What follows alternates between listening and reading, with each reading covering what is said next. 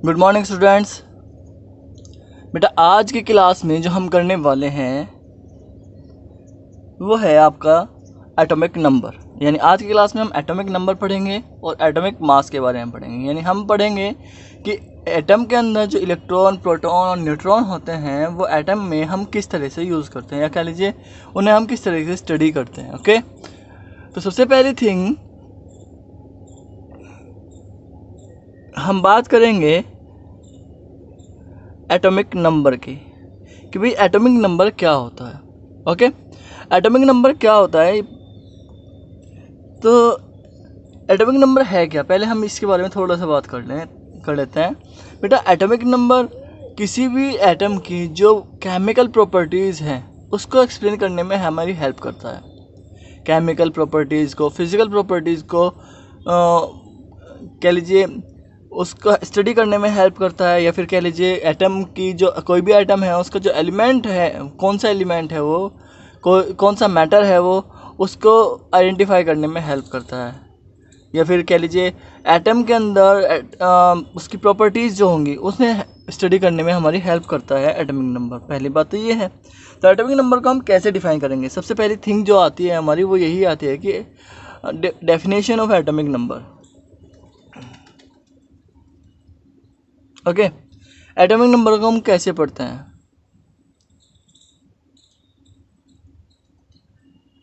Okay,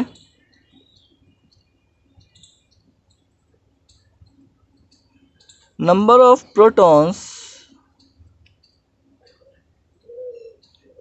in an neutral atom is known as atomic number। क्या कहते हैं उसे हम एटॉमिक नंबर कहते हैं। ओके,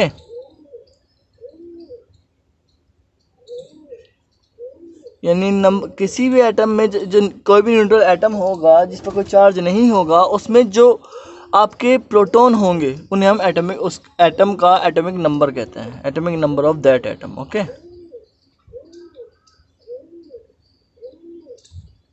फॉर एग्जाम्पल अगर हम बात करते हैं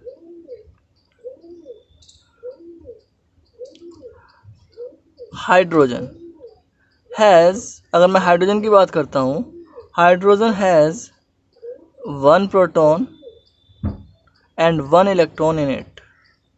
इसमें एक प्रोटॉन और एक इलेक्ट्रॉन होता है, और एक प्रोटॉन और एक इलेक्ट्रॉन को देखे अगर हम बात करते हैं तो इसका जो एटॉमिक नंबर होगा, एटॉमिक नंबर जो होगा वो होगा 1, क्योंकि उसमें एक ही प्रोटॉन है।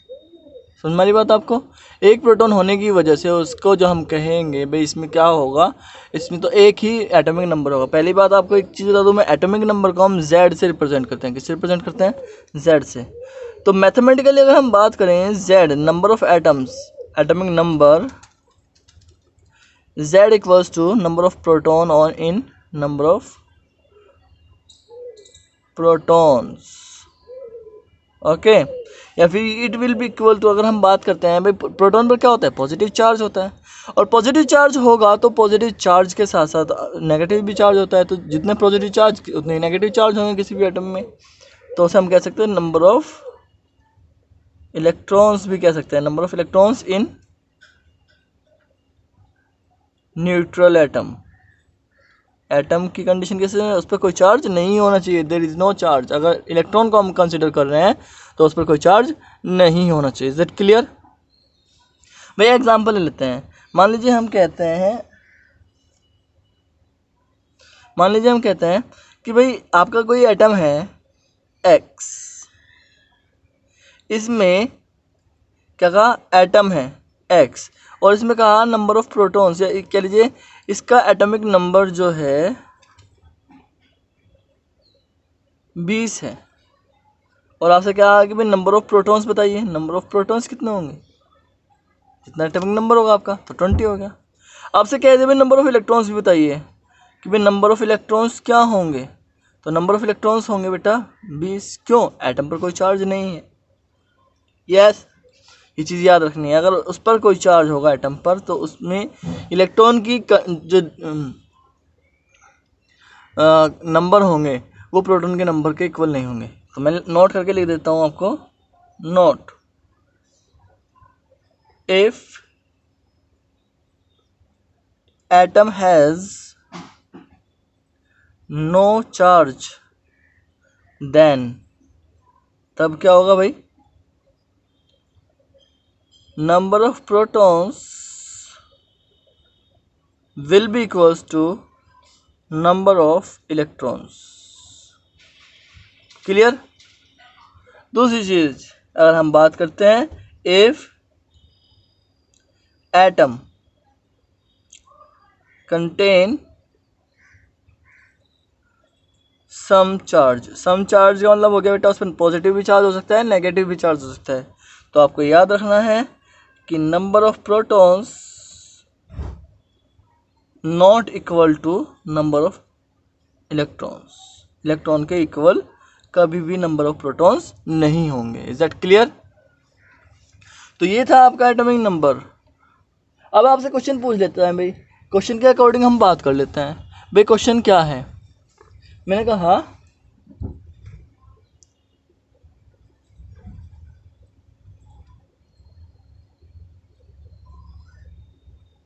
an ion X2 negative has the atomic number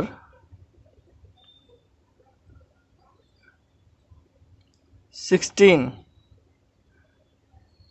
अब बताना है आपको, calculate number of protons and number of electrons. अब आपको उसमें नंबर ऑफ प्रोटॉन्स और नंबर ऑफ इलेक्ट्रॉन्स बताने हैं। यस, तो नंबर ऑफ प्रोटॉन्स और नंबर ऑफ इलेक्ट्रॉन्स आपको इसमें बताने हैं। तो सॉल्यूशन क्या होगा, इसका सॉल्यूशन कर लेते हैं। उसने कहा कि एटॉमिक नंबर कितना होता है, 16। z इक्वल्स टू क्या है हमारा, 16 है। और हमें पता है कि z इक्वल्स टू होता है नंबर ऑफ प्रोटॉन्स। यस, तो नंबर ऑफ प्रोटॉन्स हमारे कितने हुए यहाँ से, तो नंबर ऑफ प्रोटॉन्स हुए हमारे बेटा 16। अब हमने कहा था कि अगर उस पर कोई चार्ज नहीं होता, एटम पर कोई चार्ज नहीं होता, एटम कैसे दिया हमारा X2 नेगेटिव, अगर उसने हमने कहा था कि एटम पर कोई चार्ज नहीं होता तो number of proton number of electron क्या होंगे, इक्वल होंगे। अब उस पर 2 नेगेटिव चार्ज है, यानी 2 इलेक्ट्रॉन ज़्यादा है। यस, तो हम कहेंगे number of electrons equals to number of protons, हाँ, प्लस माइनस चार्ज। ये चीज़ आपको याद रखनी है। अगर नेगेटिव चार्ज है तो आपको यहाँ पर जोड़ना है, पॉजिटिव चार्ज होगा तो यहाँ पर आपको घटाना है। क्लियर है, प्लस माइनस चार्ज है ना। अगर नेगेटिव चार्ज होगा तो आपको यहाँ घटाना होगा। अगर यहाँ पर नेगेटिव, यहाँ पर डिपेंड करता है कि ये साइन कैसा होगा, पॉजिटिव होगा कि नेगेटिव होगा। ठीक है बेटा, अगर मान लो यहाँ पर साइन नेगेटिव है तो आपको प्रोटॉन में जो ऐड करना है, अगर मान लो अगर यहाँ पर साइन पॉजिटिव है तो आपको प्रोटॉन में से घटाने हैं। समझ में वाली बात। तो नंबर ऑफ प्रोटॉन्स कितने थे हमारे पास, 16 प्लस चार्ज, तो नंबर ऑफ इलेक्ट्रॉन हमारे पास कितने हुए, 18। इलेक्ट्रॉन कितने हुए बेटा हमारे पास, 18 इलेक्ट्रॉन्स हमारे एटम में हुए। आपको याद रखना है, मैं आपको लिख के दे रहा हूँ कि इफ आयन कंटेन या atom contain positive charge then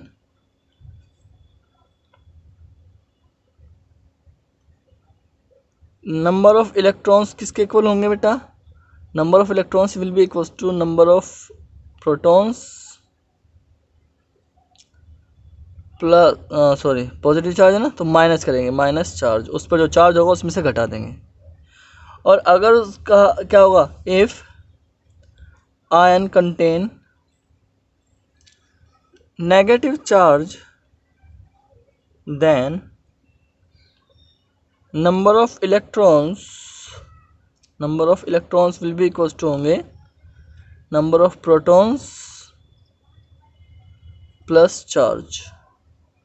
समझ में आई बात। अगर नेगेटिव चार्ज होगा एन पर तो आप ऐड करोगे उसमें, और अगर पॉजिटिव चार्ज होगा तो आप उसमें सब्सट्रैक्ट करोगे। Is that clear?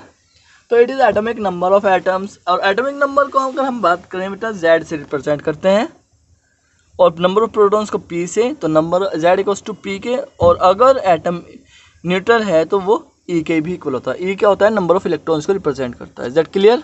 चलिए अब हम बात करते हैं बेटा एटॉमिक मास की। क्या होता है? Atomic mass.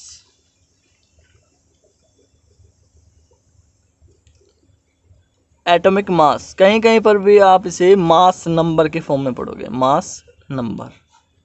तो एटॉमिक मास या मास नंबर किसके इक्वल होता है? तो बेटा आपने रदरफोर्ड के और बोर के जो एटॉमिक मॉडल है उसमें ये पढ़ा था कि जो न्यूक्लियस होता है वो एटम का मास इक्वल करता है, मास कंटेन करता है। और हमने ये भी बताया था कि जो न्यूक्लियस होता है उस पर पॉजिटिव चार्ज होता है, तो उसमें प्रोटॉन तो होंगे ही होंगे। साथ के साथ बोर ने ये बोला था कि एटम के जो न्यूक्लियस होता है उसमें न्यूट्रॉन भी होते हैं। क्या होते हैं? न्यूट्रॉन भी होते हैं। तो इसे हम कैसे डिफाइन करेंगे? Atomic mass of any atom is almost equal to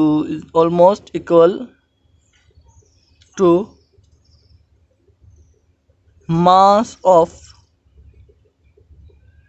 nucleus of that atom। उस एटम के न्यूक्लियस के मास के इक्वल होगा।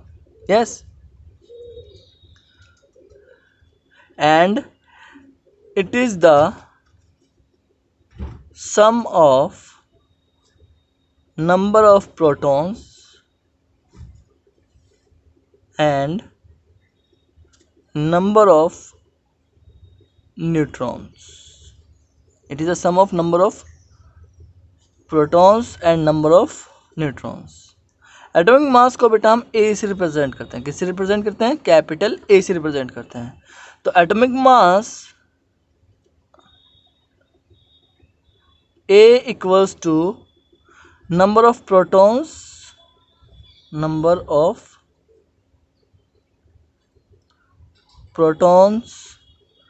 plus number of neutrons। समझ में आ रही बात आपको? या फिर कह लीजिए A equals to P plus N। A equals to P plus N, जहाँ A क्या है? A आपका एटॉमिक मास है। P क्या है? P है बेटा आपका नंबर ऑफ प्रोटॉन्स, और N क्या है? Number of neutrons. Is that clear? तो इस तरह आप निकाल सकते हो। क्वेश्चन कर लेते हैं एक। An atom has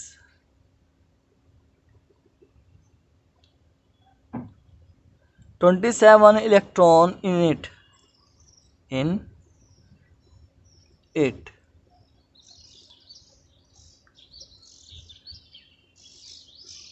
and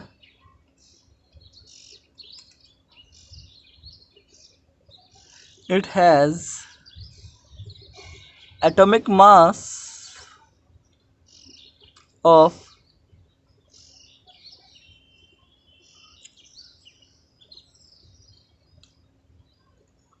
64। find number of protons and number of neutrons। Okay, ये कह रहा है कि एक एटम है उसके पास 27 इलेक्ट्रॉन है और उसका एटॉमिक मास जो है 64 है। तो आपको नंबर ऑफ प्रोटॉन और नंबर ऑफ न्यूट्रॉन्स बताने हैं। तो बेटा सबसे पहली बात आपको इस टर्म पे ध्यान रखना है। मैंने पिछले क्वेश्चन में एटॉमिक आयन बताया था। अब कहा एटम, एटम अगर कहीं भी आ गया इसका मतलब वो न्यूट्रल है। अगर आयन आया इसका मतलब वो चार्ज स्पीशीज़ है। अब एटम आया है तो आपको एटम का मतलब यही रखना है कि एटम जो है चार्ज स्पीशीज़ है, ओ सॉरी न्यूट्रल स्पीशीज़ है। अब ये न्यूट्रल स्पीशीज़ जो है, इस न्यूट्रल स्पीशीज़ को आपको कैसे फाइंड आउट करना है, ये चीज़ आपको ध्यान रखना है। तो हमने क्या किया, सॉल्यूशन कर लेते हैं। फॉर एनी एटम Z यानी atomic number will be equals to P and will be equals to जो ई के इक्वल होता है। और हमें ई दिया हुआ है, हमें क्या दिया हुआ है, नंबर ऑफ इलेक्ट्रॉन्स दिए हुए हैं, नहीं दिए हुए हैं बेटा। तो नंबर ऑफ इलेक्ट्रॉन्स हमें दिए हुए हैं 27, तो नंबर ऑफ प्रोटॉन्स कितने हुए हमारे पास, यानी पी इक्वल्स टू 27, या जेड एटॉमिक नंबर कितना हुआ हमारे पास 27। Is that clear? चलिए, ये तो हमारे पास नंबर ऑफ प्रोटॉन्स आ गया। अब बात करेंगे हम एटॉमिक किसकी, नंबर ऑफ न्यूट्रॉन्स की। तो हमें पता है कि ए यानी atomic mass equals to P plus N. P हमारे पास है, एटॉमिक मास हमारे पास है, एन की वैल्यू हम निकाल लेंगे। तो N will be equals to A minus P हो जाएगा। एटॉमिक मास कितना दिया है बेटा हमें 64। नंबर ऑफ प्रोटॉन्स कितना है हमारे निकल के 27। तो कितना हुआ बेटा 37। नंबर ऑफ न्यूट्रॉन्स कितने हैं हमारे पास 37। That is the answer. ठीक है, तो ये था आपका atomic number and atomic mass. इसको इस बेस पर थोड़ी सी प्रॉब्लम आपको इसकी प्रॉब्लम्स करनी है बेटा। आज के लिए इतना, बाकी हम नेक्स्ट क्लास में करेंगे। Thank you.